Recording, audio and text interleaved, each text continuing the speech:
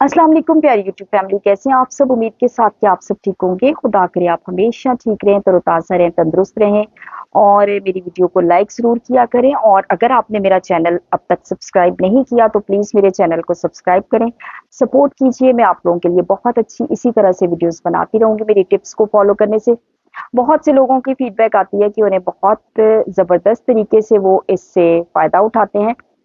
तो आते हैं हम अपने टॉपिक की तरफ। आजकल चूंकि सर्दी है और सर्दियों में एलर्जी प्रॉब्लम बहुत बढ़ जाता है, तो आप विटामिन्स के ज़रिए से अपने एलर्जी प्रॉब्लम को कैसे कंट्रोल कर सकते हैं? तो जी, कौन से अहम विटामिन्स हैं जिनके इस्तेमाल से आप अपनी एलर्जी को कंट्रोल कर सकते हैं, सप्रेस कर सकते हैं? वैसे तो देखिए कि एलर्जी प्रॉब्लम जो है, वो काफ़ी लोगों में जेनेटिक्स होता है, इनहेरिटेड प्रॉब्लम्स होते हैं, जेनेटिक्स प्रॉब्लम होते हैं, तो उनको फिर आप कंट्रोल कर सकते हैं, मैनेज कर सकते हैं। तो आप विटामिन के इस्तेमाल से कैसे अपनी एलर्जी को कंट्रोल कर सकते हैं?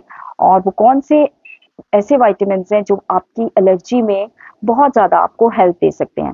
सबसे पहले तो जी सर्दियों में कुदरत ने बड़ा एक सिस्टम बनाया हुआ है कि आपको बड़े नेचुरल और ऑर्गेनिक तरीके से आप अपने विटामिन्स को मेंटेन कर सकते हैं। जैसा कि विटामिन डी, सबसे पहले बात करते हैं विटामिन डी। विटामिन डी सर्दियों में आप धूप की छाँव से भी मेंटेन कर सकते हैं, लेकिन आपको अगर डेफिशिएंसी है तो फिर आपको विटामिन डी के सप्लीमेंट्स लेने पड़ेंगे। और इसके साथ-साथ आपको हो सकता है कि अगर आपका विटामिन डी लेवल लो है तो आपको इंजेक्शन भी लगवा सकते हैं। आप इंजेक्शन आप ओरली भी इस्तेमाल कर सकते हैं, अपने डॉक्टर की एडवाइस के मुताबिक अपने लेवल को मेंटेन करें, विटामिन डी के लेवल को, ताकि आपकी इम्यूनिटी अच्छी हो। जब आपकी इम्यूनिटी अच्छी होगी तो आप एलर्जीज़ को कंट्रोल कर सकते हैं।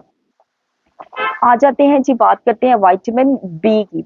तो विटामिन बी में बी 12, पहले भी बहुत ऐसी वीडियोस बन चुकी हैं जिनमें विटामिन बी 12 पे बात हो चुकी है, लेकिन बी 12 आपकी एलर्जी को, आपकी इम्यूनिटी को, आपके इम्यूनिटी सिस्टम को बूस्ट करता है। और आपको बहुत विटामिन बी 12 की जो है डेफिशिएंसी, आपको पता है कि आपके साथ फिर बहुत सारे मसाइल पैदा कर देती है। तो विटामिन बी 12 जो है वो भी आपकी एलर्जी को मैनेज करने में बड़ी हेल्प करता है। बी 12 के साथ साथ बी 9 और बी 6, इस तरह आप अपने विटामिन्स को जब पूरा कर लेते हैं तो आपके एलर्जी प्रॉब्लम्स काफ़ी ज़्यादा सप्रेस हो जाते हैं, मेंटेन हो जाते हैं। फिर आते हैं जी, बात करते हैं हम विटामिन सी। विटामिन सी, आपको पता है कि विटामिन्स की एब्जॉर्प्शन के लिए बहुत ज़्यादा ज़रूरी है विटामिन सी। और अगर विटामिन सी की डेफिशिएंसी होती है तो विटामिन सी जो आपके इम्यून सिस्टम को बहुत बेहतर करता है। आपको पता है जब आपका डिफेंस सिस्टम, आपके अपने अंदर जो डिफेंस सिस्टम कुदरत ने रखा है वो अगर बेहतर होगा तो आप फिर जो बाहर से आप पर हमला होगा तो आप उसको बड़ी अच्छे तरीके से मैनेज कर पाएंगे और आप उस पे कंट्रोल कर पाएंगे। इसी तरह से विटामिन सी आपकी हेल्थ के लिए बहुत ज़्यादा ज़रूरी है। आप अपनी एलर्जी प्रॉब्लम्स को मेंटेन कर सकते हैं। जिंक आपके लिए बहुत ज़्यादा इफेक्टिव होता है क्योंकि वो भी आपकी इम्यूनिटी को बूस्ट करता है, और ये सारी चीज़ें आपकी इम्यूनिटी को बूस्ट करती हैं। जब आपकी कुव्वत मुदाफ़ियत अच्छी होती है तो आपकी एलर्जी प्रॉब्लम्स भी कंट्रोल होते हैं। आप इन पे काफ़ी हद तक कंट्रोल कर सकते हैं, मैनेज कर सकते हैं। कुछ लोग तो जी सुबह उठते ही इतनी स्नीजिंग स्टार्ट हो जाती है, फिर सारा दिन उनका थकन, क्योंकि उनका दिमाग हिल के रह जाता है, इतना उनको एलर्जी प्रॉब्लम, रिनाइटिस, साइनसाइटिस और स्नीजिंग। और ये कुछ लोगों को तो एलर्जी इस कदर बढ़ जाती है कि उनको एज़मेटिक प्रॉब्लम में कन्वर्ट हो जाता है। तो आप अपनी एलर्जीज़ को कंट्रोल करें, अपनी इम्यूनिटी को बूस्ट करें और अपने फोलिक एसिड को भी मेंटेन करें।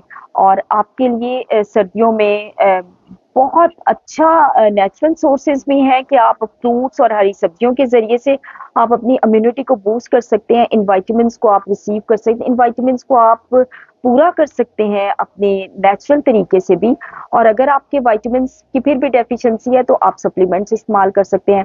और कॉड लिवर ऑयल के कैप्सूल्स होते हैं, जिसे मछली के तेल के कैप्सूल्स कहते हैं, वो भी आपकी एलर्जी के लिए बहुत ज़्यादा अच्छे होते हैं क्योंकि उनमें भी विटामिन डी और आपको अ, जब आपकी इम्यूनिटी अच्छी होती है तो आप खुद ब खुद बेहतर होना शुरू हो। अपनी सेहत का बहुत ख्याल रखा करें। बहुत शुक्रिया जी, अल्लाह हाफ़िज़।